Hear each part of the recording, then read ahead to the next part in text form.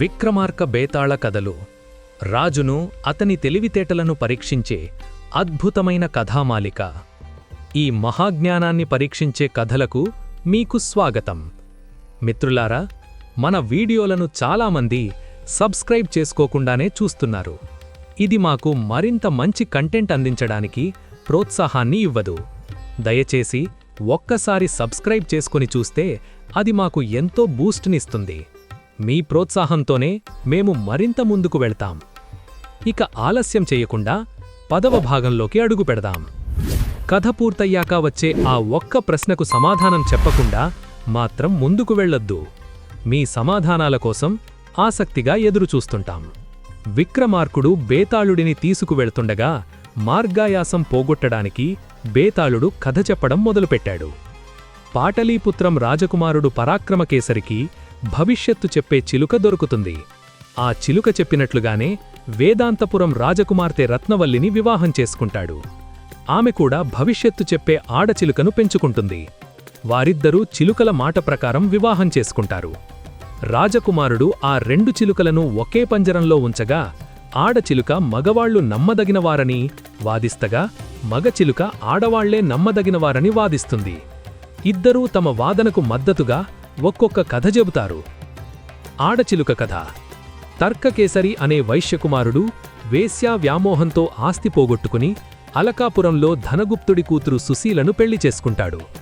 మామగారి ఆస్తితో భార్యతో తిరిగి వస్తుండగా ఆమె నగలు కోసం బావిలో తోసేసి ఆ నగలతో వేశ్యల దగ్గరకు వెళతాడు. సుశీలను ఒక బాటసారి కాపాడి ఇంటికి చేర్చగా ఆమె దొంగలు వల్ల ఇలా జరిగిందని అబద్ధం చెబుతుంది. మళ్లీ మామగారింటికి వచ్చిన తర్కకేసరి కొన్ని రోజులు మంచిగా ఉండి పండగ రోజు సుశీలను చంపి నగలు తీసుకుని పారిపోతాడు. ఈ బాధతో సుశీల తల్లిదండ్రులు మరణిస్తారు. మగచిలుక కథ. అరిష్టపురం వర్తకుడి కూతురు యామిని చంద్రపట్టణం వర్తకుడి కొడుకు బంగారయ్యకు ఇచ్చి వివాహం చేస్తారు. బంగారయ్య వ్యాపారం నిమిత్తం వేరే ద్వీపానికి వెళ్లినప్పుడు యామిని ఒక బ్రాహ్మణ యువకుడితో వివాహేతర సంబంధం పెట్టుకుంటుంది. భర్త తిరిగి వచ్చిన రాత్రి ఇంటి వెనుక ప్రియుడిని కలవడానికి వెళ్లగా రాజభటుల దాడికి గురై కింద పడి ఉన్న అతన్ని చూసి ముద్దు పెట్టుకోబోగా ప్రాణం పోతున్న అతని నోట్లోకి ఆమె ముక్కు వెళ్లి అతను చనిపోవడంతో అతని పళ్ళు ముక్కును గట్టిగా పట్టుకుంటాయి. ముక్కును గట్టిగా లాగడంతో అది ఊడిపోతుంది. యామిని తన ముక్కు కోసుకున్న విషయం భర్తకు తెలియకుండా తానే ముక్కు కోశాడు అని అబద్ధం చెబుతుంది. రాజసభలో రాజు బంగారయ్యకు మరణశిక్ష విధించబోగా రాజభటులు వచ్చి అసలు విషయం చెప్పి బ్రాహ్మణుడి నోట్లో ఉన్న ముక్కును నిరూపిస్తారు. యామినికి మరణశిక్ష పడుతుంది. 2 చిలుకలు తమ కథలు చెప్పి ఎవరు నమ్మదగినవారు కాదో తీర్పు చెప్పమని రాజకుమారుడిని రాణిని అడుగుతాయి. బేతాళుడు విక్రమార్కుడిని తీర్పు చెప్పమంటాడు. విక్రమార్కుడు మగవాడికి ఏం తప్పు చేసినా చెల్లుతుంది, స్త్రీలకు అలా కాదు, మగవాడికి ఆ స్వాతంత్ర్యం ఉంది కనుక యువతి ప్రవర్తనే అక్రమం అని చెబుతాడు. మౌనభంగమైన విక్రమార్కుడి దగ్గర నుండి బేతాళుడు చెట్టుపైకి ఎగిరిపోతాడు. పట్టువదలని విక్రమార్కుడు మరలా చెట్టుపైకి ఎక్కి బేతాళుడిని తాళ్లతో కట్టి భుజాన వేసుకుని మౌనంగా నడవసాగాడు. కొంత దూరం నడిచిన తర్వాత శవంలోని బేతాళుడు, విక్రమార్క మహారాజా, నీకు మార్గాయాసం తెలియకుండా ఒక కథ చెబుతాను విను అంటూ కథ ఇలా ప్రారంభించాడు. పూర్వం శరభపురమునకు సుగ్రీవుననే రాజు ఉండేవాడు. అతను న్యాయంగా పరిపాలన సాగించేవాడు. ఒకరోజు శౌర్య ధైర్య పరాక్రమవంతుడైన వీరవర్ధనుడు వచ్చి తన సాహస సామర్థ్యాలతో రాజుగారిని మెప్పించి నెలకి 1000 వరహాలు జీతమిచ్చేటట్లు అంగీకరించుకుని రాజుగారి కొలువులో చేరుకున్నాడు. అతనికి రాజుగారంటే ఇష్టం. ఇలా కొన్ని రోజులు గడిచాయి. ఇలా ఉండగా ఒకరోజు ఆకాశంలో మేఘాలు కమ్ముకుని బాగా గాలి వీచి భోరున వర్షం పడసాగింది. చీకట్లు బాగా దట్టమయ్యాక వారికొక ఆర్తనాదం వినిపించింది. అది ఎంతసేపటికీ తగ్గకపోగా బాగా వినిపించసాగింది. ఆ ఆక్రందన ఎక్కడినుంచి వస్తోందో అర్థంకాక మంత్రిని పిలిపించాడు. మంత్రి, ఇంత వర్షంలో ఎక్కడినుంచి వస్తోందో అది తెలుసుకొని రాగల సమర్థుడైన ధైర్యశాలి ఎవరైనా ఉన్నారా అని అడిగాడు. దానికి మంత్రి, ప్రభూ, మన వీరవర్ధనుణ్ణి మరిచారా? అతను శక్తి సంపన్నుడు కాగా చాలా ధర్మాత్ముడు. అతన్ని పంపితే వెంటనే తెలుసుకొని రాగలడు అని చెప్పి వెంటనే మంత్రి వీరవర్ధనుణ్ణి పిలిచి ఆ ఏడుపు ఎక్కడినుంచి వస్తోందో తెలుసుకొని ఆ వృత్తాంతమేమిటో తెలుసుకొని రమ్మని చెప్పాడు. అతను వెళ్లిన తర్వాత అతను వెళతాడో లేక ఇంటికి వెళ్లి పడుకుంటాడో అని వీరవర్ధనుడి వెంట రహస్యంగా నడక సాగించారు రాజుగారు. రాజు వెనుక వస్తున్నట్లు వీరవర్ధనుడికి తెలియదు. వెనుక చూడకుండా దీక్షతో ఏడుపు వినిపించిన దిక్కువైపు నడక సాగించాడు. కొద్ది దూరం నడిచిన తరువాత అందమైన ఒక యువతి రాతిమీద కూర్చుని ఏడుస్తూ కూర్చున్నది. అతను ఆశ్చర్యపోయి ఆమెను సమీపించాడు. వెనుక వస్తున్న రాజుగారు ఆమెను చూసి దగ్గరలో ఉన్న చెట్టు పక్కన నక్కి చూడసాగాడు. ఆమె దగ్గరకు వెళ్లిన వీరవర్ధనుడు, అమ్మా, నువ్వు ఎవరు? దేవతవా, మనిషివా? నీ తేజస్సు చూస్తుంటే నువ్వు సామాన్య స్త్రీగా తోచడంలేదు. ఇలా చీకట్లో ఒంటరిగా ఉండడం ఆశ్చర్యంగా ఉంది. ఇక్కడ ఉండి నగరంలోని వారందరికీ వినిపించేలా బిగ్గరగా ఏడవటానికి కారణమేమిటి? నీకు ఇంత దుఃఖం కలగటానికి కారణమేమిటి అని అడిగాడు. ఆమె దుఃఖాన్ని దిగమింగి, నాయనా, నువ్వు నాకు యోగ్యుడిలా కనిపిస్తున్నావు. నువ్వు అడిగావు కనుక చెబుతున్నాను. నేనిలా దుఃఖించడానికి కారణం ఈ నగరాన్ని పరిపాలించే రాజుకి సంబంధించినదే నా విచారం. నేను భూదేవిని. ఈ రాజు పరిపాలనలో ప్రజలు సత్యం, ధర్మం, శీలం వదలక మెలుగుతున్నారు అని సంతోషంగా ఉన్నాను. కాని ఆ సంతోషం ఇక మీదట కలగదు. ఇక మీదట పాపాత్ములను భరించవలసి వస్తుంది అని నేను చింతిస్తున్నాను అంది. తల్లి, ఆ రాజు బాగానే పరిపాలన చేస్తున్నాడు కదా, ఇంతలో దేశమెలా పాపభూయిష్టమవుతుంది అని అడిగాడు వీరవర్ధనుడు. నాయనా, వీరవర్ధన, ధర్మశీలుడైన ప్రభువు ఇంక 3 రోజులే జీవించి ఉంటాడు. 4వ రోజు ఆకస్మికంగా వ్యాధి వచ్చిన కొన్ని గడియల్లోనే మరణిస్తాడు. అందుకనే ఇలా రోదిస్తున్నాను అంది భూదేవి. అందుకు వీరవర్ధనుడు, అమ్మా, రాజు మరణిస్తాడా? అయ్యో, ఈ మహారాజును నమ్ముకున్న మాలాంటివాళ్లు ఏమవ్వాలి? అమ్మా, నువ్వు సర్వజ్ఞారురాలివి కదా, రాజుగారికి కీడు తొలిగే ఉపాయమేదైనా ఉంటే చెప్పు తల్లి. నీ ఆజ్ఞ ప్రకారం చేసి రాజుకి కలిగే అపద్రం నుంచి తప్పించడానికి ప్రయత్నిస్తాను అని పలు విధాలుగా ప్రార్థించాడు.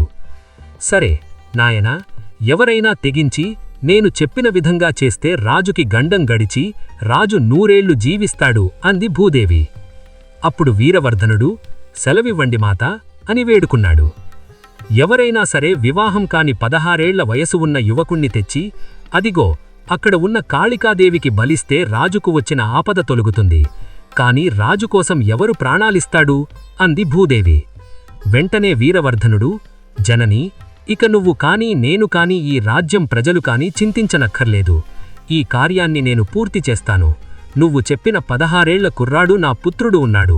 వాణ్ణి తెచ్చి ఈ కాళికామాతకు బలిచ్చి రాజుకి కలుగబోయే ఆపదను తొలగిస్తాను అన్నాడు వీరవర్ధనుడు. వీరవర్ధన అని అతన్ని ఆశ్చర్యంగా చూసింది భూమాత. నేను చెప్పింది నిజమే మాతా. అందరినీ రక్షించే ప్రభువు సుఖం చూడాలి. శాశ్వతం కాని శరీరం నమ్ముకుంటే ఫలితమేముంది? ఇక్కడ 10 మందికి మేలు జరుగుతున్నప్పుడు ఒకడు ప్రాణం వదిలితే మాత్రం ఏం? అనుమతించు మాతా అని వేడుకున్నాడు.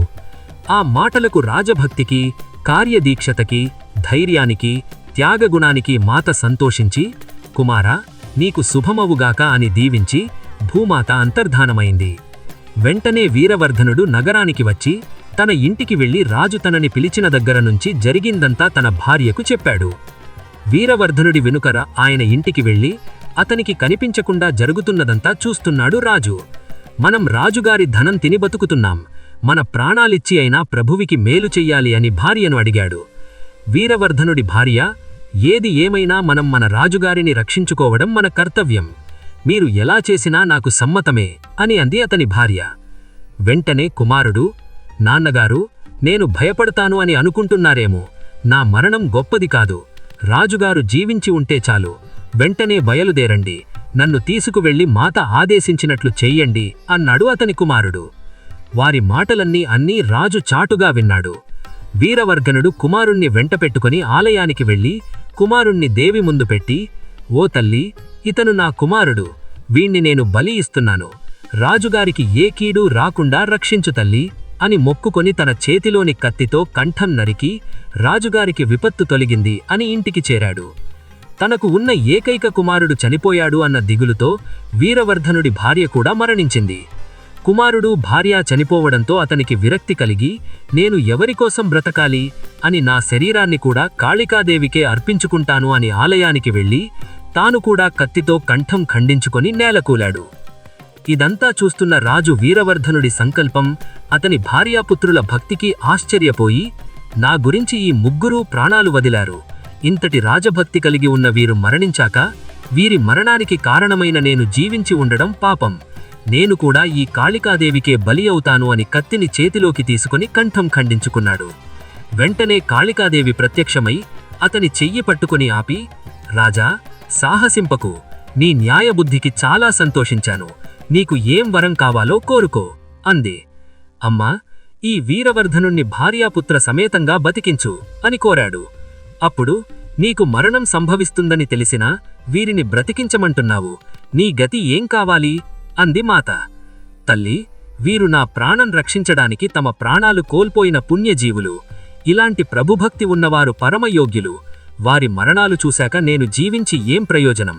నా ప్రాణాలు పోవుగాక ఈ ఉత్తములు మరణించకూడదు అని కోరాను అన్నాడు.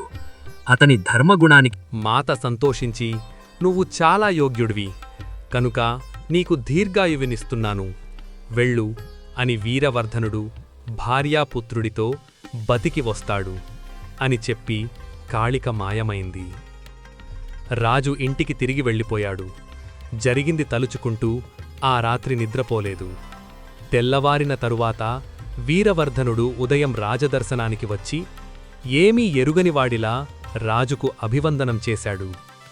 వీరవర్ధనా, నిన్న రాత్రి నేను విన్న ఆర్తనాదం వెనక వృత్తాంతం తెలుసుకున్నావా? ఏమిటిది అని అన్నాడు. దానికి వీరవర్ధనుడు, దేవా, నేను పోయి 4 వైపులా చూశాను కాని ఎవ్వరూ కనపడలేదు. ఆ ఆర్తనాదం ఎలా వచ్చిందో అర్థం కాలేదు అన్నాడు. అప్పుడు రాజు అక్కడ ఉన్నవారికి రాత్రి జరిగినదంతా చెప్పి తన పట్ల వీరవర్ధనుడికి ఉన్న భక్తికి, అతని భార్యాపుత్రుడి త్యాగాన్ని మెచ్చుకొని అతన్ని ప్రధానమంత్రిగా నియమించి సుఖంగా రాజ్యం ఏలసాగాడు. విక్రమార్క మహారాజా, ఈ నలుగురిలోనూ ఎవరు చేసిన పని గొప్పదో ఆలోచించి చెప్పు అని అడిగాడు బేతాళుడు. అప్పుడు విక్రమార్కుడు, బేతాళుడా, వీరవర్ధనుడు రాజసేవకుడు కనుక రాజుకోసం ఏం చేసినా అతని విధే. భార్య పతిభక్తి కొద్దీ అతనికి ఎదురు చెప్పలేదు, అదీ సామాన్యమే. కుమారుడు తండ్రి పట్ల విధేయత, రాజుపట్ల విధి నిర్వర్తించాడు. వీళ్లు చేసిన పని గొప్ప పనులే. అయినా వాళ్ల మరణాలను చూసి తనకేమని వెళ్ళిపోక వాళ్లకోసం చనిపోవటానికి సిద్ధమైన రాజు చేసినదే మరింత గొప్ప పని, ప్రశంసించదగినది అన్నాడు విక్రమార్కుడు. విక్రమార్కుడికి ఈ విధంగా మౌనభంగం కాగానే బేతాళుడు కట్లు విడిపించుకొని ఎగిరిపోయి చెట్టెక్కాడు. విక్రమార్కుడు మళ్లీ అతనికోసం బయలుదేరాడు. ఈ ప్రశ్నకు జవాబును కామెంట్లలో చెప్పండి.